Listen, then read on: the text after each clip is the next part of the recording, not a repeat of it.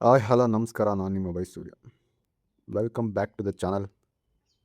ನಮ್ಮ ದೇಶದಲ್ಲಿ, ಅದರಲ್ಲೂ ಕರ್ನಾಟಕದಲ್ಲಿ ಬೈಕ್ ರೈಡಿಂಗ್ ಕ್ರೇಜ್ ಇರೋಷ್ಟು ಯಾವ ರಾಜ್ಯದಲ್ಲೂ ಇಲ್ಲ ಅಂತ ನಾನು ಅಂದ್ಕೊತೀನಿ. ಅದರಲ್ಲೂ ಮಿಡ್ಲ್ ಕ್ಲಾಸ್ ಹುಡುಗರಿಗೆ ಆ ಕ್ರೇಜ್ ಜಾಸ್ತಿ ಇರೋದು ಅಂತ ನನ್ನ ಅನಿಸಿಕೆ. ಹೌದಲ್ವಾ? ನಮ್ಮ ಹತ್ರ ಇರೋದು 150 ಸಿ ಸಿ ಅಥವಾ 400 ಸಿ ಸಿ ಯಾವುದೇ ಆಗಿರ್ಬೋದು, ಅದೊಂದು ಬೈಕ್ ಅಲ್ಲ, ಅದೊಂದು ಕನಸು ಅಂತ. ಅದ್ರ ಹಿಂದೆ ಇರೋ ಕತೆ ಎಕ್ಸ್ಟ್ರಾರ್ಡಿನರಿ ಕತೆ ಇರುತ್ತೆ ಅದ್ರ ಹಿಂದೆ. ಸೊ ಅದ್ರ ಬಗ್ಗೆ ಮಾತಾಡೋಣ ಅಂತ ಇವತ್ತು. ಮಿಡ್ಲ್ ಕ್ಲಾಸ್ ಎಮೋಷನ್ ಅಥವಾ ಮಿಡ್ಲ್ ಕ್ಲಾಸ್ ಹುಡುಗನ ಬೈಕ್ ಕನ್ಸಿನ ಕತೆ, ಅದ್ರ ಬಗ್ಗೆ ಮಾತಾಡೋಣ ಅಂತ. ಈ ಮಿಡ್ಲ್ ಕ್ಲಾಸ್ ಹುಡುಗರಿಗೆ ಬೈಕ್ ಅಂದರೆ ಅದೊಂದು ಗಾಡಿ ಅಲ್ಲ, ಅದು ಫಸ್ಟ್ ಲವ್ ಅಂತ.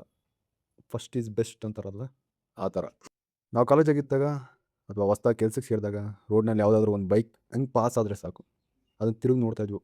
ಬಾ, ಎಂಥ ಗಾಡಿ ಗುರು, ಏನಾದರೂ ಮಾಡಿ ತೊಗೊಬೇಕು ಅಂತ ಮನಸ್ಸಲ್ಲಿ ಅಂದ್ಕೊಳ್ತಾ ಇದ್ವು.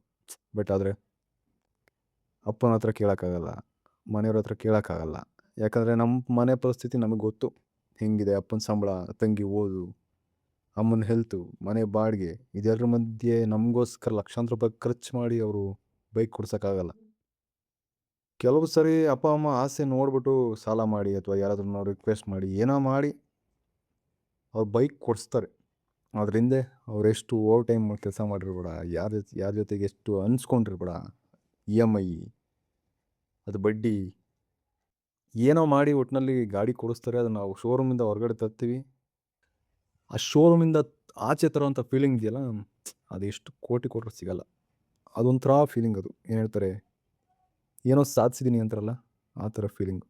ಬಟ್ ಅದು ಸ್ವಂತ ದುಡ್ಡಲ್ಲಿ ತೊಗೊಂಡ್ರಂತೂ ಅದು ಪೀಕ್ ಲೆವೆಲಲ್ಲಿರುತ್ತೆ. ಆ ಫೀಲಿಂಗ್ ಮಾತ್ರ ಹೇಳ್ಕೊಳಕ್ಕಾಗಲ್ಲ. ಏನು ಹೇಳ್ತೀರಾ? ನಾವೇ ಓವರ್ ಟೈಮ್ ಮಾಡಿ ಕೆಲಸ ಮಾಡಿ ಆ ದುಡ್ಡಲ್ಲಿ ತೊಗೊಂಡಂಥ ಬೈಕಿಗಿರೋ ವ್ಯಾಲ್ಯೂ, ಬಡ್ಡಿ ಮಗನ ನೀವೇನು ಎಷ್ಟು ಕೋಟಿ ಕೊಟ್ಟರು ಆ ವ್ಯಾಲ್ಯೂ ಸಿಗಲ್ಲ, ಮತ್ತು ಆ ಎಮೋಷನ್ ಸಿಗಲ್ಲ. ಏನು ಹೇಳ್ತೀರಾ? ಮನೇಲಿ ಅಪ್ಪ ಅಮ್ಮಂಗೆ ಬೈಕ್ ತೊಗೊಂಡಾಗ ಆಗೋ ಖುಷಿ ಆಗುತ್ತಿಲ್ವೋ ಗೊತ್ತಿಲ್ಲ. ಬಟ್ ಒಂದು ಕಡೆ ಭಯ ಆಗುತ್ತೆ.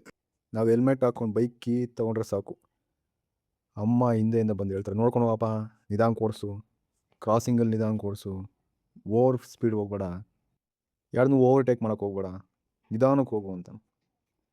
ನಾವೆಷ್ಟೇ ದೊಡ್ಡವರಾದರೂ, ಎಷ್ಟೇ ಒಳ್ಳೆ ರೈಡ್ರಾದರೂ, ಆ ಕಾಳಜಿ ಬರೋದು ತಾಯಿಗೆ ಮಾತ್ರ. ಇನ್ನು ಅಪ್ಪ ಮುಖದ ಮೇಲೆ ತೋರಿಸ್ಕೊಳ್ಳಲ್ಲ. ಆದರೆ ಮನೆಗೆ ಒಂದು ಅರ್ಧ ಗಂಟೆ ಲೇಟ್ ಆದರೆ ಸಾಕು, ಗೇಟ್ ಹತ್ರ ಬಂದು ನಿಂತಿರ್ತಾರೆ. ಸೊ ಇದು ಮಿಡ್ಲ್ ಕ್ಲಾಸ್ ಫ್ಯಾಮಿಲಿ ಅಂದರೆ. ನಮ್ಮ ನಂಬಿ ಮನೇಲೊಬ್ರು ಕಾಯ್ತಾ ಇರ್ತಾರೆ ಅಂತ. ಸೊ ಕೊನೆಯದಾಗಿ ನಾನು ಹೇಳೋದಿಷ್ಟೇ, ನಮ್ಮ ಹತ್ರ ದುಬಾರಿ ಬೈಕ್ ಇಲ್ಲದೇ ಇದ್ದರೂ ಪರವಾಗಿಲ್ಲ, ಆದರೆ ನಮ್ಮ ಹತ್ರ ಇರೋ ಬೈಕ್ನಲ್ಲೇ ನಾವು ಸ್ವರ್ಗ ಕಾಣಬೇಕು ಅನ್ನೋದು ನನ್ನ ಅನಿಸಿಕೆ. ಸೊ ನನ್ನ ಹತ್ರ ಇರೋದು ಸ್ಪ್ಲೆಂಡರು. ಸೊ ನಾನು ಸ್ಪ್ಲೆಂಡರಲ್ಲಿ ಹೇಳ್ಬೇಕಾದ್ರೆ ಹೋಗ್ತೀನಿ, ತಿರುಗಾಡ್ತೀನಿ, ಓಡಾಡ್ತೀನಿ, ರೈಡ್ ಮಾಡ್ತೀನಿ. ನಮ್ಮ ಯೋಗ್ಯತೆ ಇಷ್ಟೇ ಕಣಪ್ಪ, ಮುಂದಕ್ಕೆ ಆ ಯೋಗ್ಯತೆ ಬರೋಂಗೆ ನಾವು ದುಡಿಯೋಣ ಅಂತ ನನ್ನ ಅನಿಸಿಕೆ. ನಿಮ್ಮಲ್ಲಿ ಯಾರು ನಿಮ್ಮ ಸ್ವಂತ ದುಡ್ಡಲ್ಲಿ ಅಥವಾ ನಿಮ್ಮ ತಂದೆ ತಾಯಿ ಸಪೋರ್ಟಿಂದ ಬೈಕ್ ತೊಗೊಂಡಿದ್ದೀರಾ? ಈ ಗಾಡಿನ ಪ್ರೀತಿಯಿಂದ ನೋಡ್ಕೊಳ್ಳಿ. ರೋಡ್ನಲ್ಲಿ ಹೋಗುವಾಗ ಸ್ಟಂಟ್ ಮಾಡೋದು, ಬೇರೆಯವ್ರಿಗೆ ತೊಂದರೆ ಕೊಡೋದು. ಯಾಕಂದರೆ ನೀವು ಬಿದ್ದಾಗ ಬೈಕ್ಗೆ ಸ್ಕ್ರ್ಯಾಚ್ ಆದರೆ ಶೋರೂಮಲ್ಲಿ ರಿಪೇರಿ ಮಾಡ್ಬೋದು. ಆದರೆ ಮನೇಲಿ ಕಾಯ್ತಾ ಇರೋ ಅಪ್ಪ ಅಮ್ಮಂಗೆ ಹೃದಯಕ್ಕೆ ಸ್ಕ್ರ್ಯಾಚ್ ಆದರೆ ಅದು ಯಾವ ಶೋರೂಮಲ್ಲಿ ರಿಪೇರಿ ಮಾಡೋಕ್ಕಾಗುತ್ತೆ ಅಲ್ವಾ? ಸೊ ಅದಕ್ಕೆ ಹೇಳ್ತಾ ಇರೋದು, ride safe, live happy, helmet compulsory ಹಾಕ್ಕೊಳ್ಳಿ. ಈ ವಿಡಿಯೋ ನಿಮಗೆ ಕನೆಕ್ಟ್ ಆಗಿದ್ದರೆ ನಿಮ್ಮ ಮಿಡ್ಲ್ ಕ್ಲಾಸ್ ರೈಡರ್ ಫ್ರೆಂಡ್ಸ್ಗೆ ಶೇರ್ ಮಾಡಿ, ಚಾನಲ್ನ ಸಬ್ಸ್ಕ್ರೈಬ್ ಮಾಡಿ, ನನ್ನ ಇನ್ಸ್ಟಾಗ್ರಾಮ್ನ ಫಾಲೋ ಮಾಡಿ. ಸಿಗೋಣ ಮುಂದಿನ ವಿಡಿಯೋದಲ್ಲಿ. ಅಲ್ಲಿವರೆಗೂ bye bye. Keep riding, safe riding. ನಮಸ್ಕಾರ.